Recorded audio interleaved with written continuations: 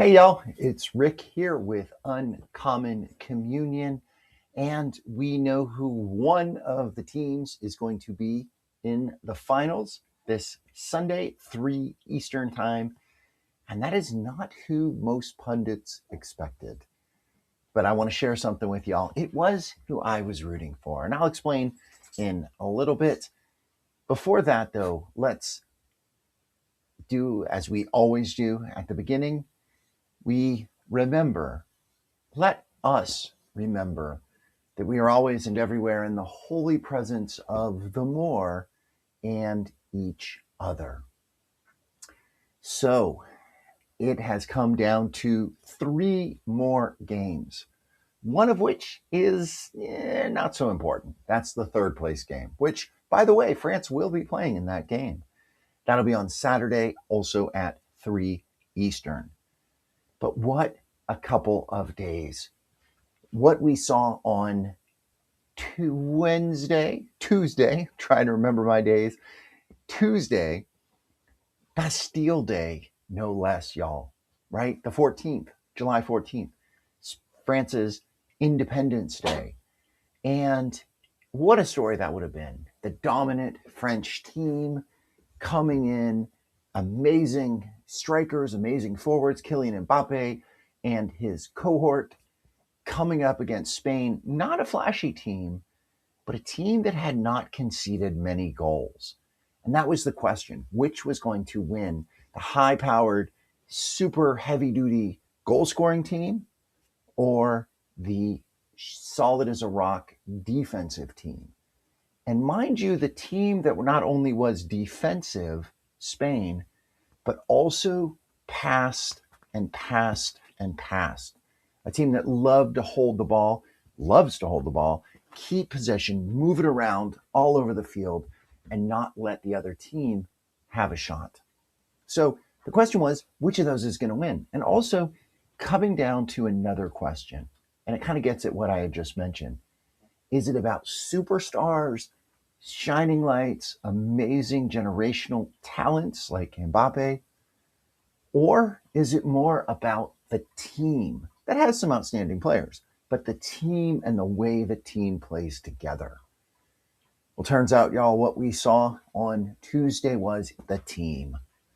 And it was amazing to watch. Now, I know folks who maybe like the high paced, intense games that we've seen, some of those games where teams were just, it was one team with the ball, pushing in, trying to score an amazing save, the other team getting the ball, pushing forward, a real back and forth and a slugfest, if you will, both, hitting each other back and back and back. And that wasn't really what this was. It was even more remarkable, I think, because Spain held the ball so carefully. When they turned it over, either because they missed a shot or France had a rare steal, France did not steal many balls. They would very quickly swarm the ball. And it was quite remarkable to see the ball get lost and then suddenly 3 or even 4 Spanish players surrounding it, trying to win it back.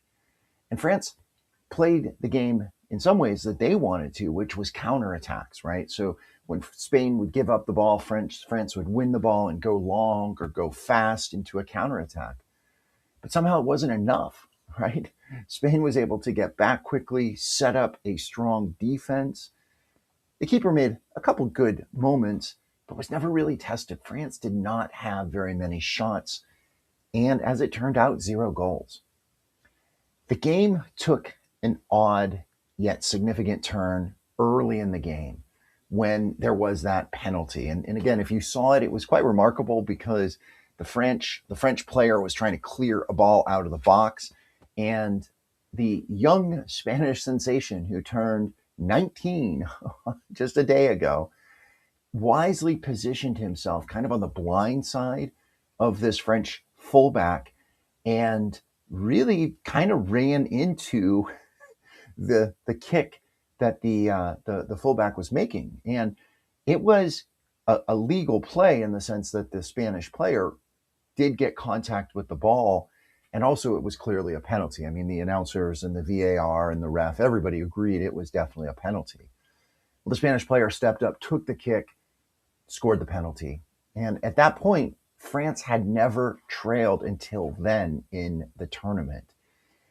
And they tried to surge second half, early second half. Spain got another breakaway, an opportunity, and the Spanish player delivered and got that second goal. And really, from that point forward, France did have some chances, some moments, but never really countered. And it was really quite something to see, as I heard one commentator say, maybe in a smaller way, France encounter with Spain what the US MNT encountered with Belgium.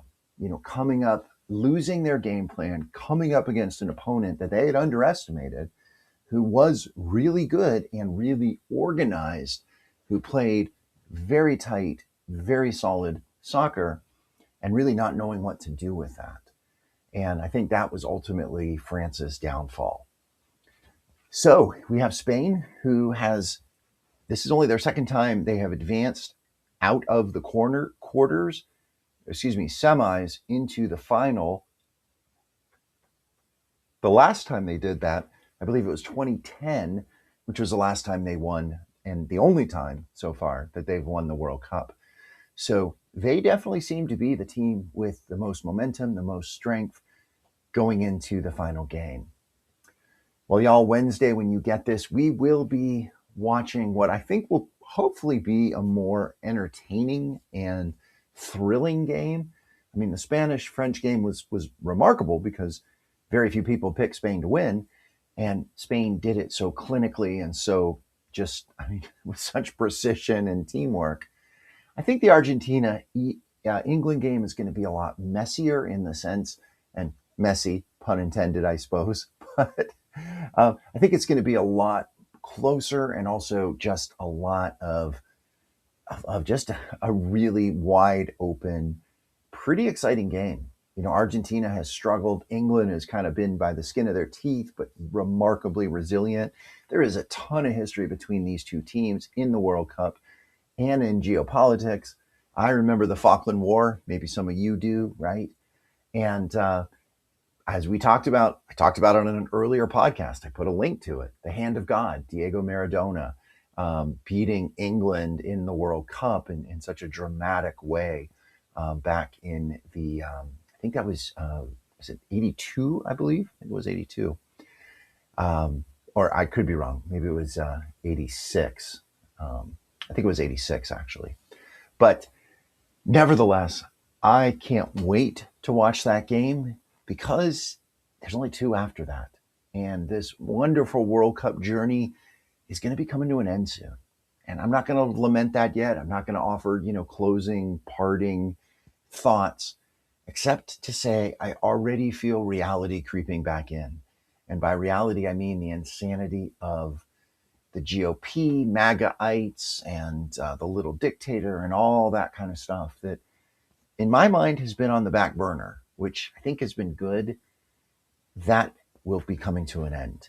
And we got work ahead of us, but not yet. Not yet. All right, y'all. I'm tired. Got to get to bed. Got to rest up for that. What should be another amazing semifinal game. France, England, 3 o'clock Eastern on Wednesday. All right, y'all. As always, blessing and good. Be bold, be well. Hold fast, y'all.